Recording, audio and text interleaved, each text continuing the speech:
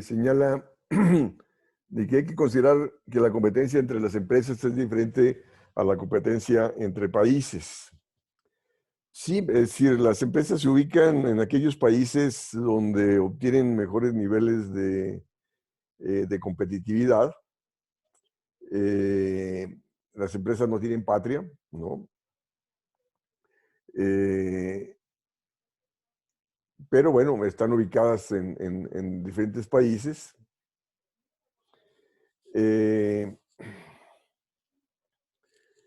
Entonces aquí señala él que es diferente la competencia entre países, pero a la competencia entre países. La cuestión es, ahora él dice después, dice, la empresa que no es capaz de elevar su competitividad, de su calidad, menor precio, correrá el riesgo de ser expulsada del mercado. Dice, los países no quiebran. Pero la cuestión es la siguiente, ¿no? De que, ¿qué es qué es lo que ha venido pasando? Los países que se han abierto, o sea, la gran totalidad, si sus empresas no tienen una productividad por debajo de la media internacional, pues lógico, son desplazadas por las importaciones, pierden, ¿no? Y, y al quebrar el mayor número de empresas, pues lógico, termina perdiendo el país, ¿no? No sé por qué él dice que los países no quiebran, ¿no?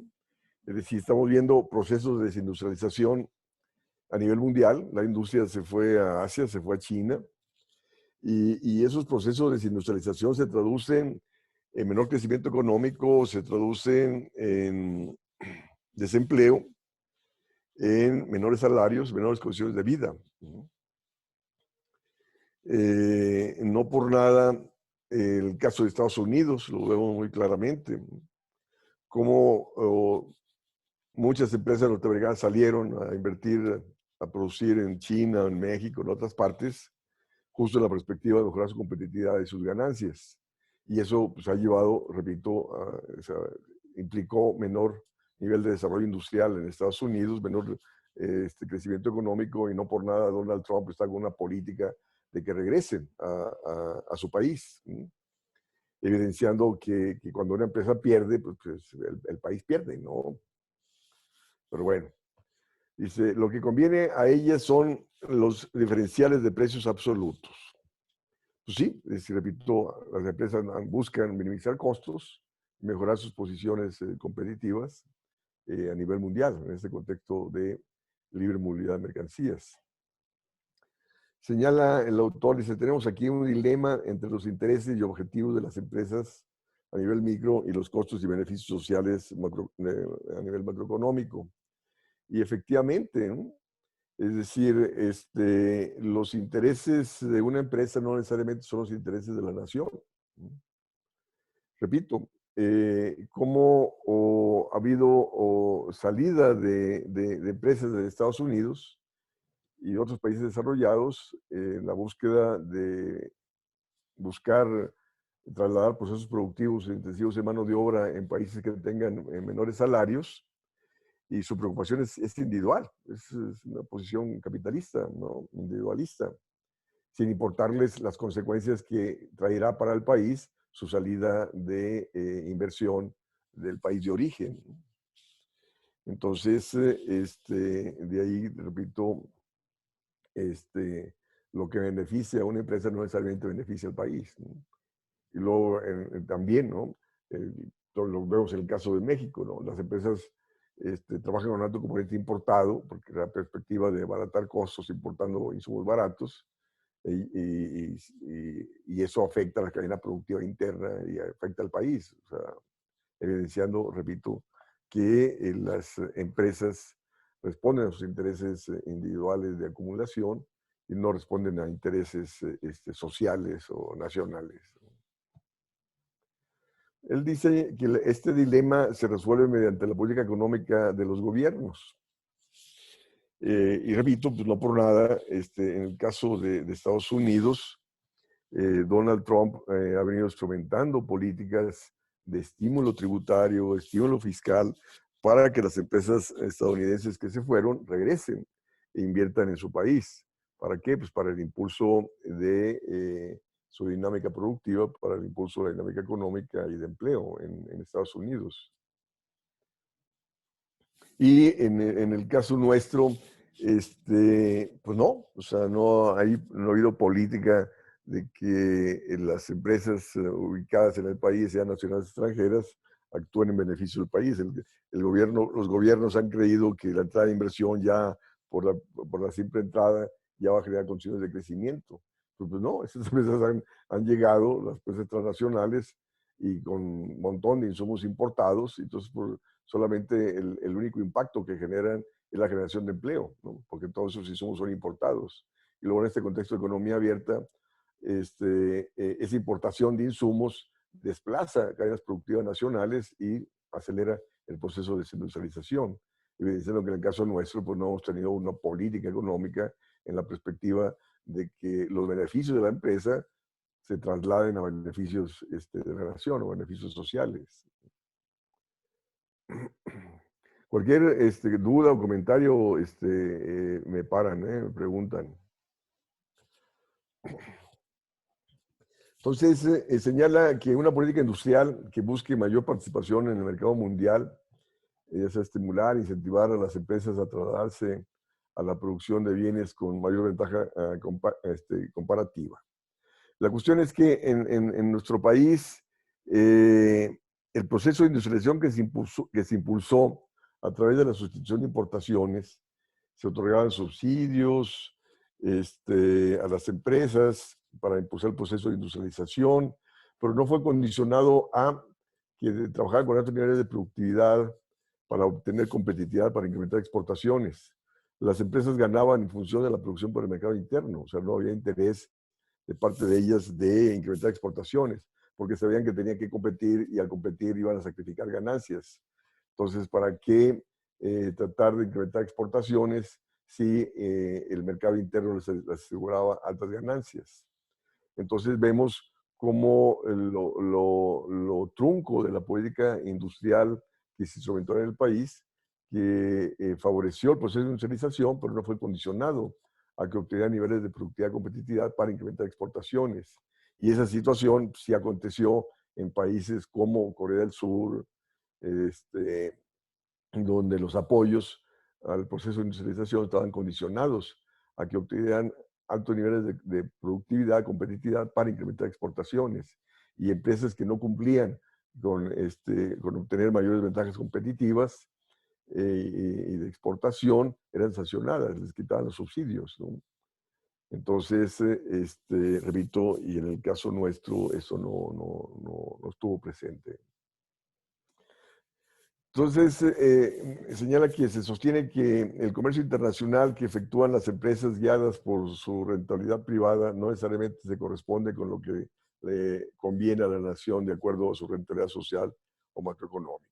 Pues sí. Y decíamos, en la búsqueda de su rentabilidad pasan a decir, no, pues el insumo nacional es muy caro. Entonces recurre a importaciones porque son más baratas. Y luego aparte la apreciación del tipo de cambio abarata el dólar, abarata los insumos importados, y entonces de ahí que prefieren el insumo importado que la producción nacional. Entonces de ahí que ese crecimiento de estas empresas pues no genera efectos multiplicadores internos, o sea, no tienen una rentabilidad social o macroeconómica, sino al contrario. Es decir, México, esto que dicen, no, pues que México exporta, ¿no? Que las exportaciones se multiplicaron por 6 veces del 94 al 2018, ¿no? Sí, pero las importaciones se multiplicaron 7 veces, ¿no?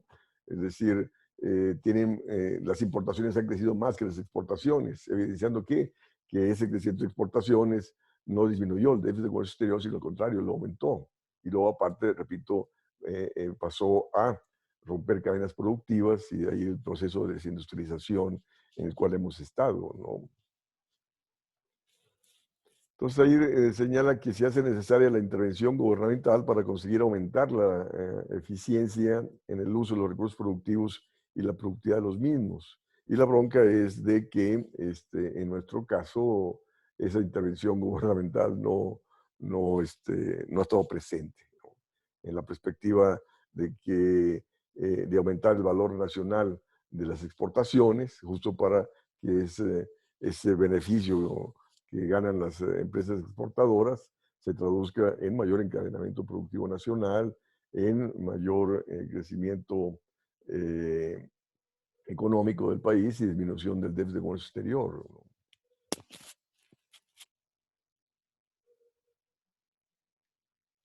Repito, cualquier pregunta o duda, señálenla, ¿no?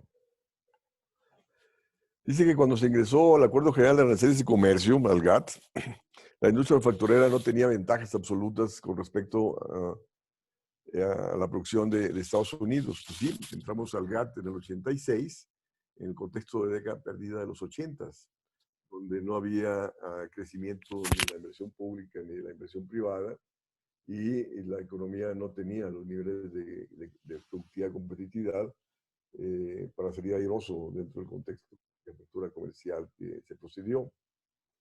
Y luego se pregunta, ¿qué ha ocurrido con el comercio exterior desde la apertura de México? Dice, con el Tratado de Libre Comercio, o sea, con el TELECAN, dice, México ha visto cambiar su déficit crónico a un creciente superávit comercial con Estados Unidos. Sí, o sea, de hecho, México tenía déficit con Estados Unidos, déficit comercial, antes del Telecán, y después pasó a tener superávit. Pero so what, ¿no? ¿Y eso qué?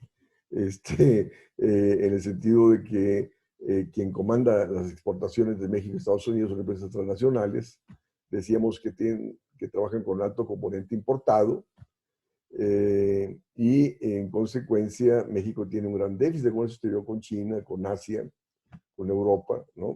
Y tiene un superávit con Estados Unidos. Y ese superávit de Estados Unidos no se ha traducido en mayor desarrollo industrial ni mayor desarrollo económico del país, sino, repito, ha sido a costa del déficit comercial que México tiene con China, con Asia, con Europa. Entonces, los beneficiados han sido aquellos países, o sea, China, Asia y Europa, y no México, ¿no? Pero bueno. Y si se ha estructurado su planta productiva con base en los costos más bajos de dichas empresas y, por supuesto, con los mayores beneficios para ellas. Pues sí. Y los menores costos que han logrado pues, han sido con insumos importados, ¿no? Y con la mano de obra barata que predomina en el país, ¿no?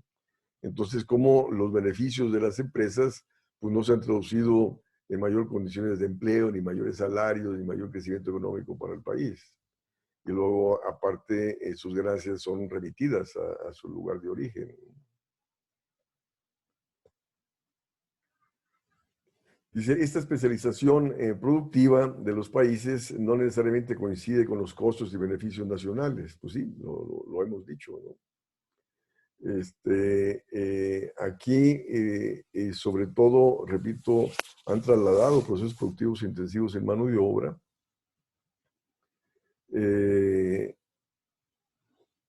y que el empleo que han generado en el país, no contrarresta el desempleo derivado del rompimiento de cadenas productivas por los altos coeficientes de importaciones con los cuales trabajan, ¿no? Decíamos, la apertura comercial ha roto cadenas productivas internamente, y eso te origina desempleo, y el empleo que generan las exportaciones, repito, no contrarresta el desempleo derivado por el mismo proceso de rompimiento de cadenas productivas, por el mismo proceso de desindustrialización. Dice, para hacerlos coincidentes es necesaria la aplicación de una política industrial que se guíe por las ventajas comparativas potenciales. Pero la bronca es de nuevo, ¿no? En un contexto de economía abierta, no tienes política industrial, ¿no? No sé por qué habla de política industrial en un contexto de economía abierta, ¿no? La única ventaja comparativa que tiene el país es el laboratorio de mano de obra, ¿no? Y está la ventaja de localización por ser el vecino del principal mercado del mundo, ¿no? Que es lo que ha traído a las empresas, ¿no? Que esto le disminuye costos de transporte, ¿no? Y, repito, aprovecha el laboratorio de mano de obra. Entonces, los mismos tratados de libre comercio te impiden tener política industrial. Tú no puedes dar trato preferencial a las empresas nacionales frente a las transnacionales. no puede subsidiar las exportaciones, ¿no? A la producción nacional para que incremente exportaciones. Y luego ahora con el TMEC tampoco puedes utilizar la política cambiaria como herramienta competitiva, ¿no?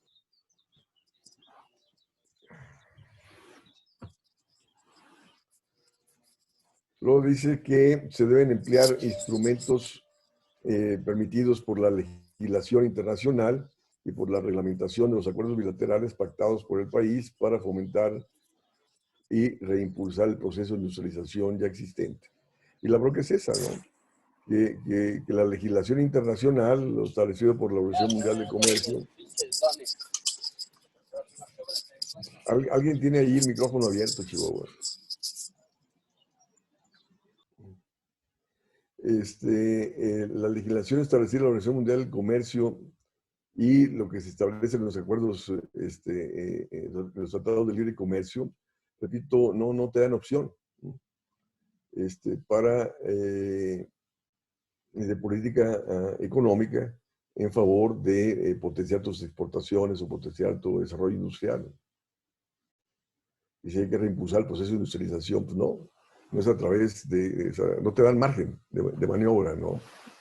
Estos legislaciones internacionales o acuerdos comerciales no te dan viabilidad de tener políticas de subsidios, ¿no? Y entonces estás compitiendo con países que te trabajan con mejores condiciones financieras, con menores tasas de interés, ¿no? Con mayor desarrollo tecnológico. Entonces, por lo tanto, terminamos siendo perdedores, ¿no?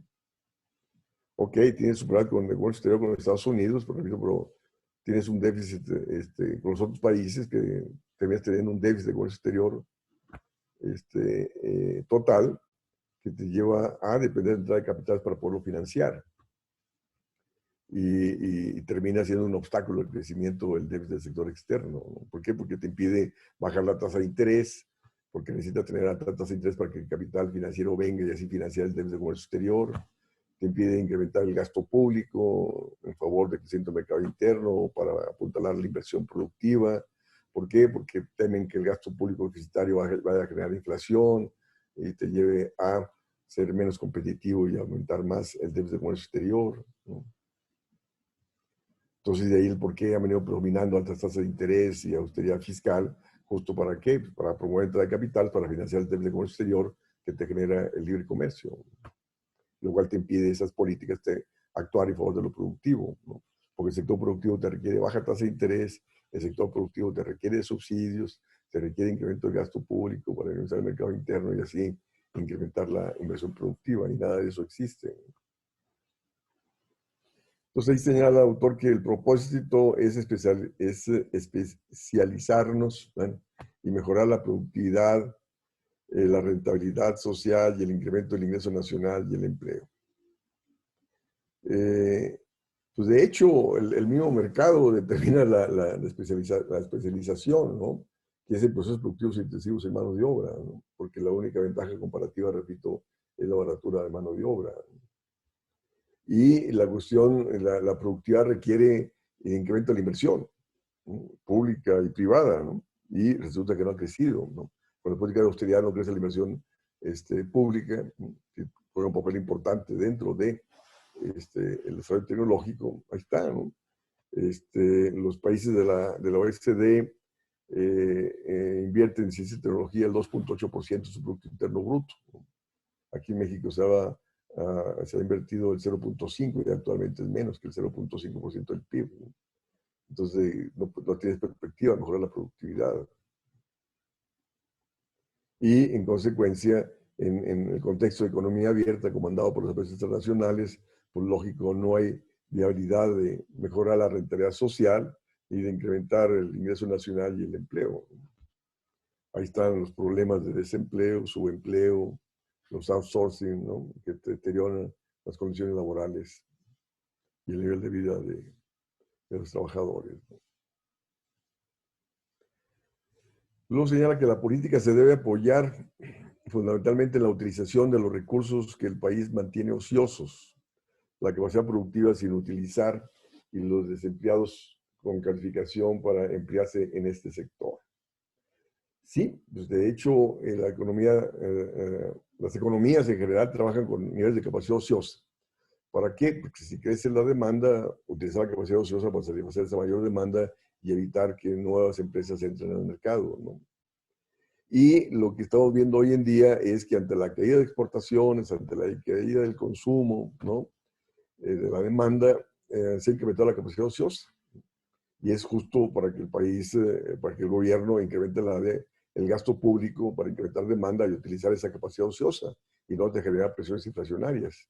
Te permitiría generar más empleo, utilizar esa capacidad ociosa para potenciar el crecimiento económico y no. El gobierno sigue con política de austeridad fiscal que te sigue contrayendo más la demanda y te sigue aumentando más la capacidad ociosa y te sigue aumentando más el desempleo. Entonces eso termina que atentando sobre el crecimiento potencial de la economía, ¿no? ¿Algún comentario, jóvenes? Están callados, chivo.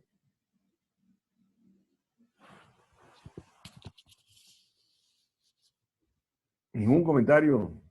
¿Están ahí o no están ahí? Profesor, Sí, usted dice que es imposible tener una política industrial con una economía abierta. así es. O sea, entonces ningún tipo de inversión en educación o inversión pues en proporcionarle a la población instrumentos para especializarse en algún sector de la industria o para mejorar la calidad de la mano de obra. ¿Eso no se puede considerar política industrial? Sí, pero es más efectiva. Ok, tú tienes que hacer eso, justo para mejorar las condiciones de capital humano para potenciar el desarrollo productivo, ¿de acuerdo? Tienes que invertir en educación, en las universidades, en formación técnica, en revistas de ciencia y tecnología, ¿no? Pero la bronca es que en contextos de austeridad presupuestal, austeridad fiscal, que ha venido predominando desde el 82, 83 a la fecha, ¿qué ha pasado, no? Están saturadas las universidades públicas, incapaces de absorber la demanda que enfrentan, y entonces da lugar a universidades patito o da lugar a los jóvenes que no estudian y trabajan, ¿no? Entonces, repito, la misma política de austeridad fiscal ha restringido, repito, en este caso, la formación de capital humano altamente capacitado para potenciar el desarrollo productivo. Y dentro de la política industrial está, repito, la política de subsidios a las empresas. ¿Qué están pidiendo hoy en día los empresarios? Están pidiendo que le postergues el pago de impuestos, porque sus ingresos se han caído, ¿no? Dice, no desconocemos que tenemos que pagar impuestos, pero los vamos a pagar hasta que crezcamos, ¿no? Y el gobierno dice, no, porque voy a caer en déficit fiscal y hay mayor deuda, ¿no? Es no entender nada de economía, ¿no? Entonces, y sí, de hecho, siempre en México las empresas han eludido, evadido el pago de impuestos. Somos el país con menor recaudación tributaria en América Latina. Y eso, en última instancia, es para que el gobierno presionara, para que, en última instancia, esas mayores ganancias, las empresas lo inviertan en mayor desarrollo tecnológico, mayor crecimiento de la capacidad productiva, para incrementar productividad y competitividad. Y no. Son subsidios, en última instancia, incondicionados, ¿no? Donde no pones condición para que reinviertan el sector productivo. O sea, esas ganancias pasan a invertirse en el sector financiero, especulativo, ¿no? Entonces, la política proteccionista requiere, la política industrial requiere política proteccionista, ¿no? Requiere tipo de cambio competitivo. Una política industrial requiere de créditos baratos y créditos de largo plazo, baja tasa de interés, y nada de eso existe, ¿no? Y repito, y la política de subsidios se juega un papel muy importante. Sí, profesor, gracias. Me acaba de salir un aviso de que en 10 minutos tengo que reconfigurar otra vez el Zoom. La cuestión es que tengo que actualizarlo cada mes, entonces Ahorita que se apaguen, entonces voy a entrar al Quaed para actualizar de nuevo el Zoom, ¿no? Y se vuelven a conectar, por favor. ¿Alguna otra pregunta? Profesor, yo tengo una duda. Sí. Entonces, la propuesta del presidente de eliminar el outsourcing sería un beneficio para las condiciones laborales o solamente aumentaría el desempleo. La bronca es la siguiente, ¿no? Que esta práctica del outsourcing, que la utilizan todos, ¿no?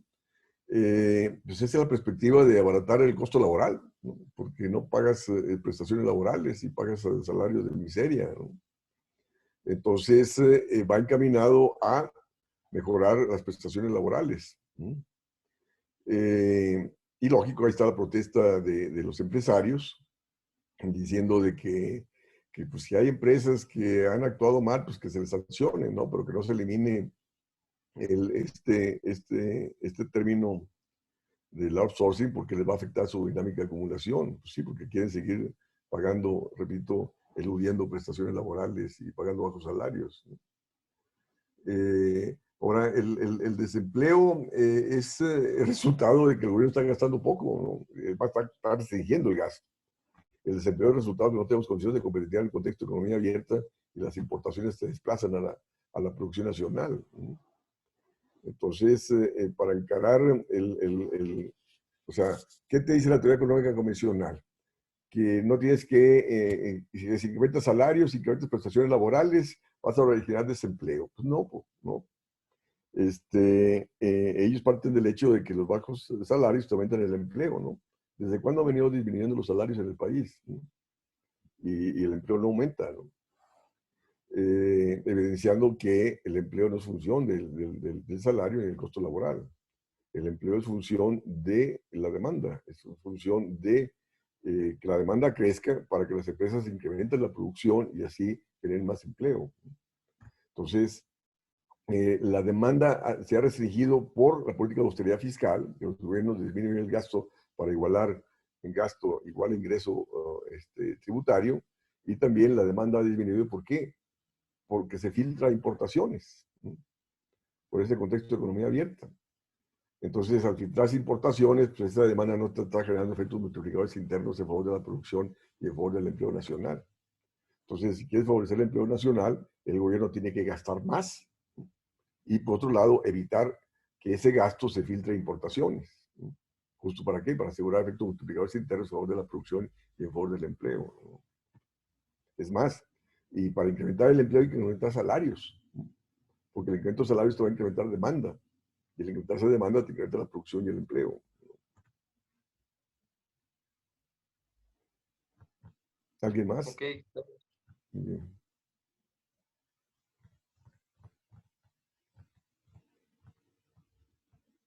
Yo espero que este curso que estamos viendo de economía mexicana les dé elementos para determinar sus temas de tesis, ¿no? Porque hay que analizar la problemática económica del país, ¿no? Y hay que analizar la perspectiva de elaborar propuestas para encarar estos problemas y la perspectiva de generar niveles de concientización, politización, y debate, ¿no? Que tanta falta hace en el país. Y tienen que recordar de que de ahora las tesis te puedes titular con un artículo publicable, ¿no? Te puedes titular a nivel de licenciatura, a nivel de maestría, ¿no? Y el doctorado con 3 artículos publicables, ¿no? Entonces, repito, estamos viendo temas muy, muy, muy importantes, muy interesantes, que deben irlos considerando, o alguno de ellos desarrollar, profundizar, porque vayan trabajando para que se titulen una vez que terminen el 10º semestre, ¿no? ¿Algún otro comentario?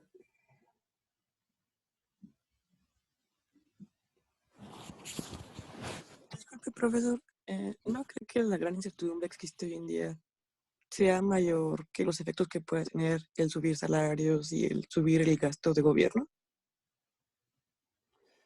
Mira, la cuestión es de que la incertidumbre es justo porque el gobierno no está gastando, ¿no? Tú tienes que crear certidumbre a la inversión productiva, ¿no?